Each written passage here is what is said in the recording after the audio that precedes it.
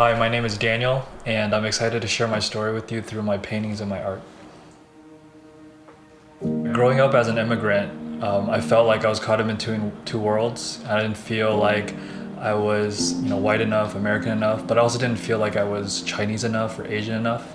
I never felt like I had a knowledge of what was in and what people valued, and I also just didn't know all the cool things like drinking boba tea or like going, to karaoke. And so yeah, I just felt caught in between a lot of things. And at the same time, my parents had really big dreams for me. As immigrant parents go, they wanted me to succeed. They wanted to push me to my limits. So super strict, maybe learn piano, maybe learn different instruments, art. They really wanted me kind of to be like this child prodigy. And I feel like I failed at that. And so it's over and over again, just not feeling like I got their approval or feeling like I was good enough. Yeah, and then I think that kind of shifted from just wanting approval to wanting approval from everyone. I wanted value and I wanted acceptance, and I wanted people to tell me I was good enough, I was worth it, and I had value. Like a lot of people, I had these ideas of what I wanted to accomplish, before I was 25 or before I was 30.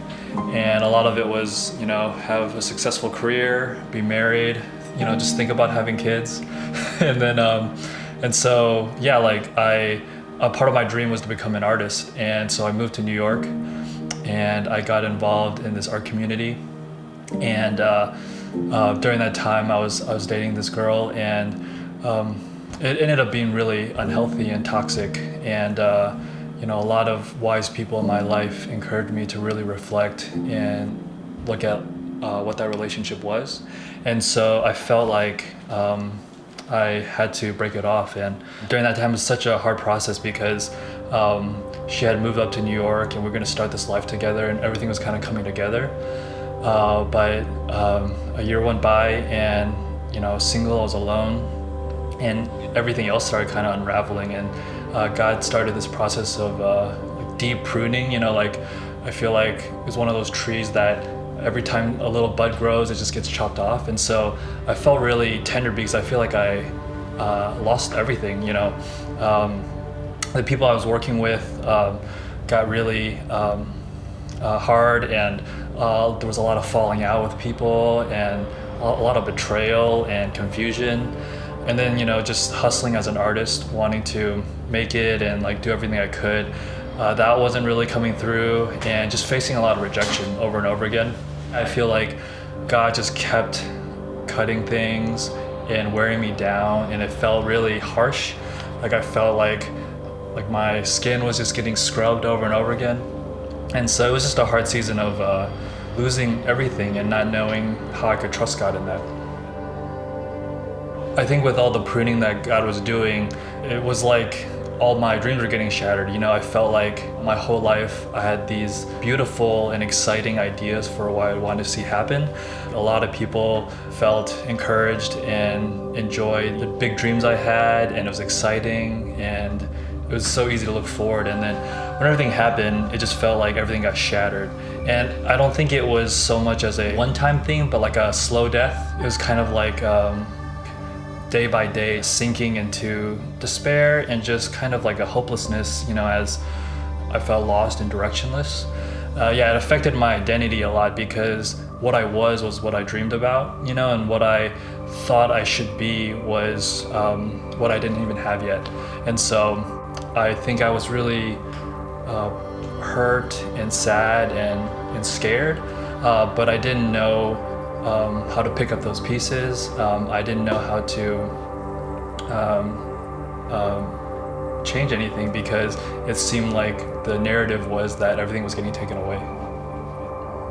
When I was in New York, I was doing ministry. I still felt this calling and desire to care for people and show them God's love. But it was a time where I didn't feel like I even experienced God's love. And I was doubting His goodness. It was hard to trust Him and know that He was for me.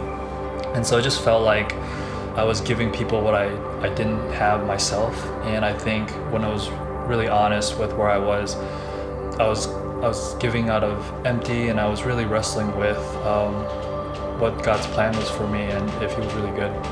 In a lot of ways, I felt even more alienated because I didn't know how to connect with people. I didn't know how to share in my joy, and I didn't know how to be the person I was supposed to be.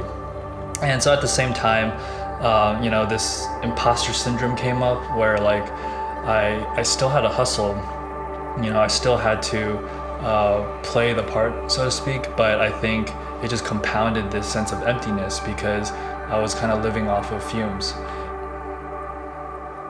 In this season of experiencing so much confusion and feeling lost, I feel like God was really teaching me that it wasn't about adding layers to my life, but taking them away. Yeah, I feel like He was taking away a lot of my sense of control, the hopes and dreams I've had. He was removing kind of the selfish parts of them and giving me at the core what I long for and giving me a voice to see who I really was. And so I think I began to ask the question, who am I without all my accomplishments? And it took community and people that knew me and loved me to affirm my gifts, my talents, but also say, it's not about what you do, it's just about being and abiding with God. And so I think it wasn't an easy process. I'm quick to do and quick to think about how to solve things, but God just kept taking those solutions and those answers away from me. So a verse that came to mind during this time was from Matthew 11, and it says, "Are you tired, worn out, burned out on religion? Come to me, get away with me, and you'll recover your life. I'll show you how to take a real rest. Walk with me and work with me. Watch how I do it. Learn the unforced rhythms of grace. I won't lay anything heavy or ill-fitting on you. Keep company with me, and you'll learn to live freely and lightly." Yeah, and so I think this idea of living freely and lightly and experiencing these unfettered rhythms of grace was something my heart deeply longed for.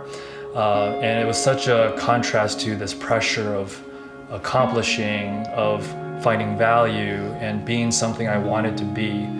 And I think I just really wanted to know that I was loved, even if I hadn't accomplished anything or wasn't anything the world deemed worthwhile.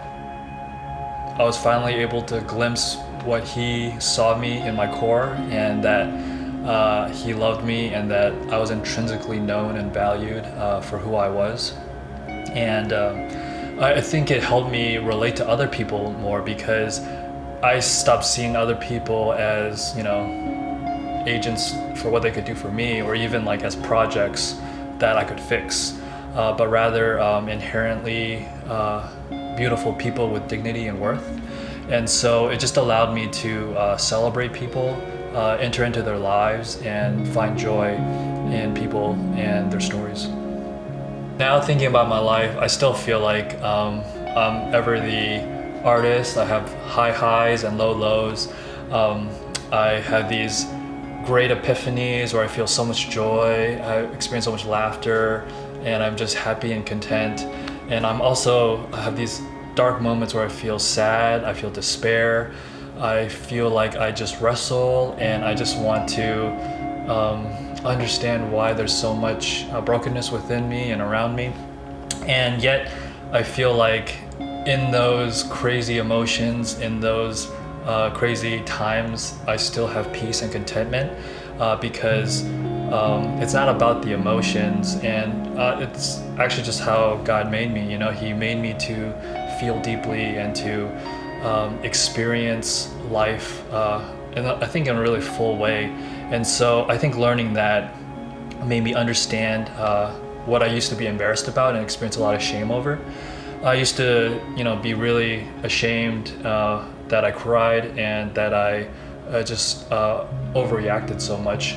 But I think God showed me that, it's not in that emotion or in that outburst that I'm broken, but it's behind that. It's what my heart is saying. But the through line in all that is I think an overriding contentment and knowing that God is good, and that God is for me and has a hold of my life.